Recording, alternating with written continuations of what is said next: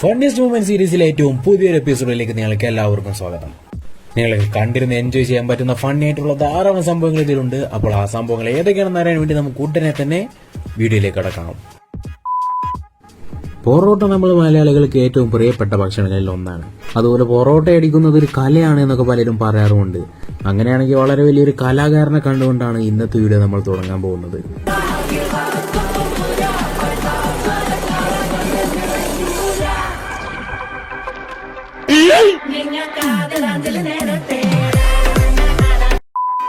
ചിലർക്ക് ഓരോ സമയത്ത് അടി ഇറന്നു വാങ്ങാൻ ഓരോന്ന് ചെയ്യാൻ തോന്നിപ്പിക്കുന്ന ഒരു അസുഖമുണ്ട്.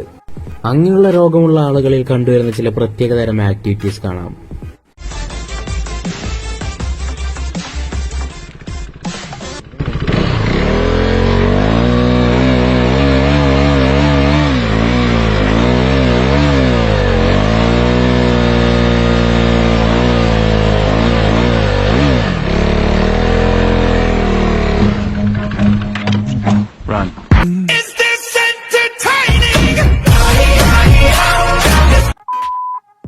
അടുത്തതായി നമ്മളിവിടെ കാണാൻ പോകുന്നത് ഒരു വ്ളോഗാണ്. നോർമലായി തുടങ്ങിയ ഒരു വ്ളോഗാണ്, പക്ഷേ അവര് പോലും പ്രതീക്ഷിക്കാത്ത വളരെ സംഭവബഹുലമായ ഒരു എൻഡിങ് ആണ് ആ വ്ളോഗിന് കിട്ടിയത്.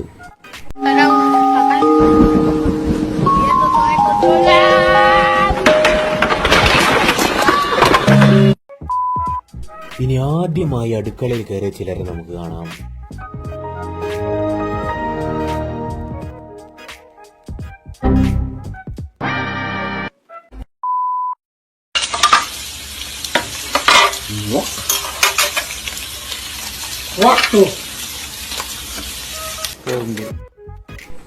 അപ്പൊ നിങ്ങൾക്കും അടുക്കളയിൽ ഇങ്ങനെയുള്ള അനുഭവങ്ങളൊക്കെ ഉണ്ടായിട്ടുണ്ടെങ്കിൽ തീർച്ചയായും അത് കമന്റ് സെക്ഷനിൽ പങ്കുവെക്കുക.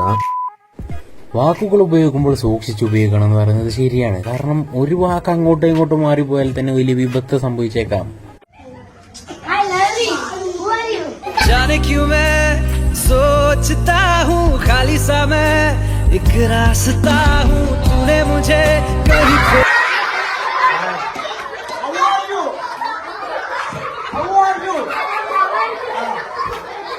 പാവം, അപമാനം സഹിക്കാതെ കുട്ടി അപ്പൊ തന്നെ അവിടെ നിന്ന് ഓടിപ്പോയി. സംഭവം മറ്റേ കുട്ടിക്ക് ഒരു അബദ്ധം പറ്റിയതാണ്, പക്ഷെ ഇനി പറഞ്ഞിട്ട് കാര്യമില്ലല്ലോ.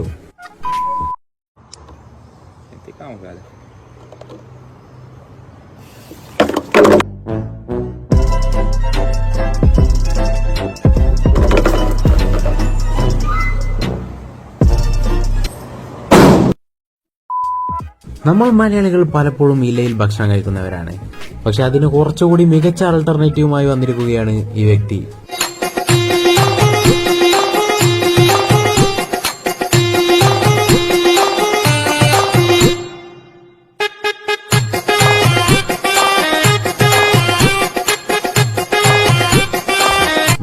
പ്രകൃതി സ്നേഹി തന്നെ. ഏതെങ്കിലും 10 ചളുക്കോമഡി അടിച്ച ആളല്ല പിഷാരടി.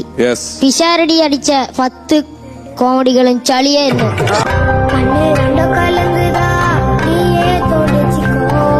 പുള്ളി വിചാരിച്ച ചെക്കൻ തന്നെ പൊക്കി പറയാൻ പോവുകയാണെന്ന്. പക്ഷെ ഇങ്ങനെ ഒരു ചതി പുള്ളി പ്രതീക്ഷിച്ചില്ല. പോലെ പണിയെടുത്താൽ എന്തും നേടാം. അത് വലിയൊരു കാര്യം തന്നെയാണ്. അയച്ച കാര്യം നടക്കണമെങ്കിൽ പണിയെടുത്തെങ്കിൽ പറ്റും. അതെ, വളരെ ഫിലോസഫിക്കലായ യാഥാർത്ഥ്യങ്ങൾ തന്നെയാണത്. ഇതൊക്കെ കേൾക്കുമ്പോൾ തന്നെ നമുക്കറിയാം ഹാർഡ് വർക്ക് ചെയ്ത് വലിയ വലിയ ഉയരങ്ങളിൽ എത്താൻ പോകുന്ന ആളാണിതെന്ന്. ഓക്കെ ബ്രോ, നിങ്ങൾ എന്ത് ചെയ്യുന്നു? ഞാനിങ്ങനെ പണിയൊന്നുമില്ല, ഇങ്ങനെ തരം ഞാനിങ്ങനെ പണിയൊന്നുമില്ല, ഇങ്ങനെ തരം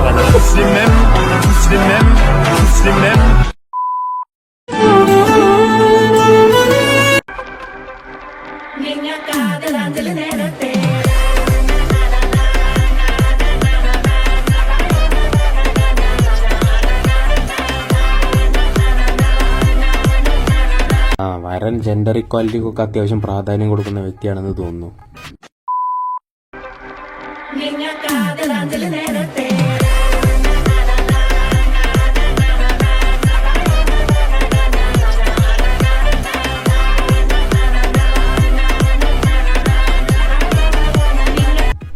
വല്ലപ്പോഴും ഓരോ സ്റ്റണ്ടൊക്കെ പരീക്ഷിക്കുന്നത് ഓക്കെ, പക്ഷെ അതിനുവേണ്ടിയുള്ള സ്ഥലം തിരഞ്ഞെടുക്കുമ്പോൾ ഇതുപോലെ പുരാതനകാല ബിൽഡിങ്ങുകളൊന്നും തിരഞ്ഞെടുക്കാതിരിക്കുക.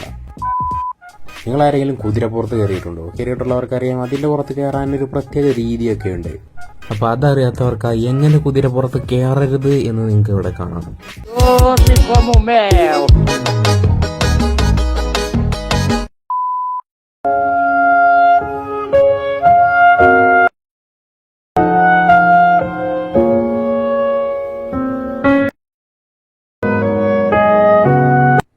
തലയിൽ ഹെൽമെറ്റ് വെച്ചോണ്ടാണോ ഈ പൊട്ടൻ തല ചൊറിയുന്നത് എന്ന് നിങ്ങൾക്ക് പലർക്കും തോന്നുന്നുണ്ടാകും. പക്ഷെ കാര്യങ്ങൾ അങ്ങനെയൊന്നുമല്ല. ഹെൽമെറ്റിന് ചൊറിഞ്ഞപ്പോൾ അത് മാന്തി കൊടുക്കുന്ന സന്മനസ്സുള്ള ഒരു വ്യക്തിയാണ് നമ്മളിവിടെ കാണുന്നത്.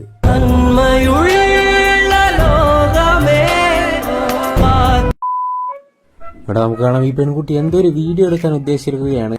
എന്താണ് അവർ വീഡിയോയിൽ ചെയ്യാൻ ഉദ്ദേശിച്ചത് എന്ന് അറിയില്ല. പക്ഷെ എന്തായാലും അവർ പ്രതീക്ഷിച്ചതല്ല അവിടെ സംഭവിച്ചത്.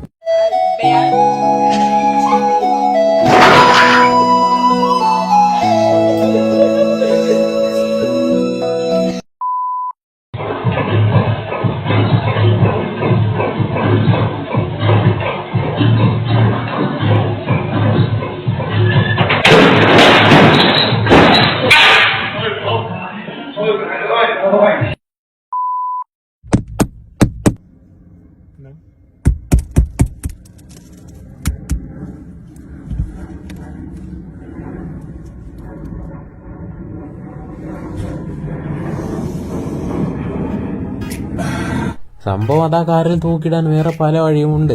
പക്ഷെ ഓഫ് കോഴ്സ് ആ കാറിന്റെ വിൻഷീൽഡിൽ ആണിയടിച്ച് തറച്ച് അത് പൊട്ടിച്ച് അതിൽ അത് തൂക്കിയിടുന്നത് തന്നെയാണ് ഏറ്റവും ഉത്തമമായ വഴി.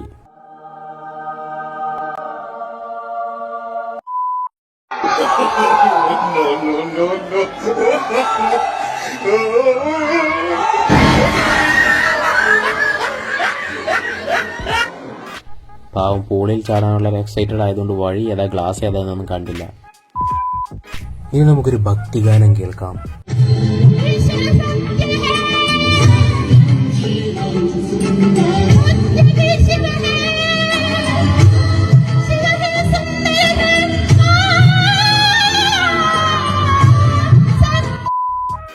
അടുത്തതായി നമ്മൾ നാച്ചുറലായ പെർഫോമൻസുകൾ നിറഞ്ഞൊഴുകിയ ഒരു ഷോർട്ട് ഫിലിമാണ് കാണാൻ പോകുന്നത്. തല്ലാനും കൊല്ലാനും അറിയാം. നിങ്ങള് വെറും പൊട്ടന്മാരെ നിങ്ങൾ ഒഴിയറിഞ്ഞി. പിന്നെന്താണോ അവര് പറഞ്ഞേ? വേറെ എന്താ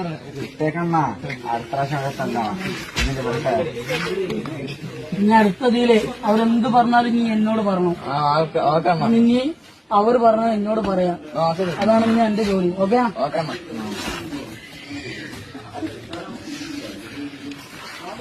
വെറുതെ മേല് ചൊറിയാനായിട്ട് ഓരോ വേണം.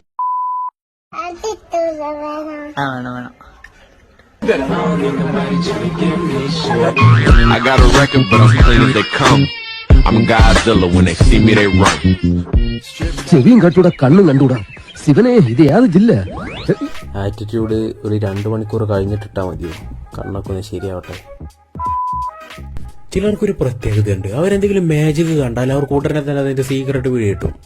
എന്നിട്ട് പിന്നെ അവർക്ക് അതിനേക്കാൾ അടിപൊളിയായിട്ട് ആ മാജിക് ചെയ്യാനും പറ്റും.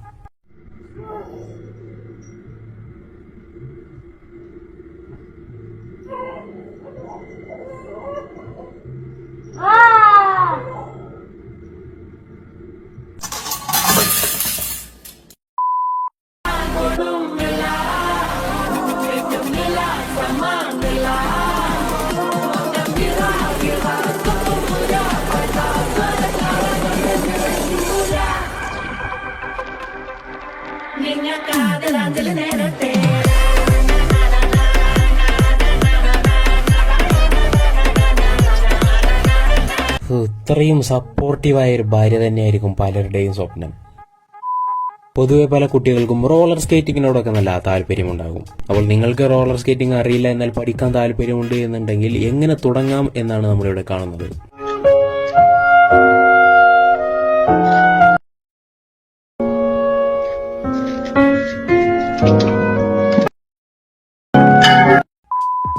ഈ കുട്ടികളെയൊക്കെ പലപ്പോഴും നിരീക്ഷിച്ചു പോവുകയാണെങ്കിൽ വളരെ വ്യത്യസ്തമായ പല സംഭവങ്ങളും കാണാൻ പറ്റും.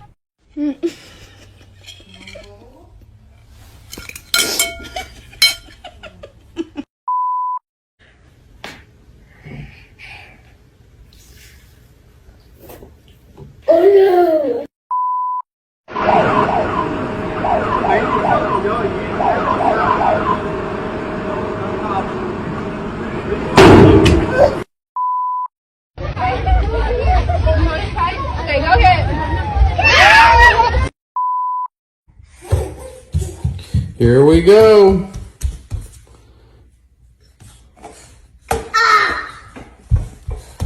Wow.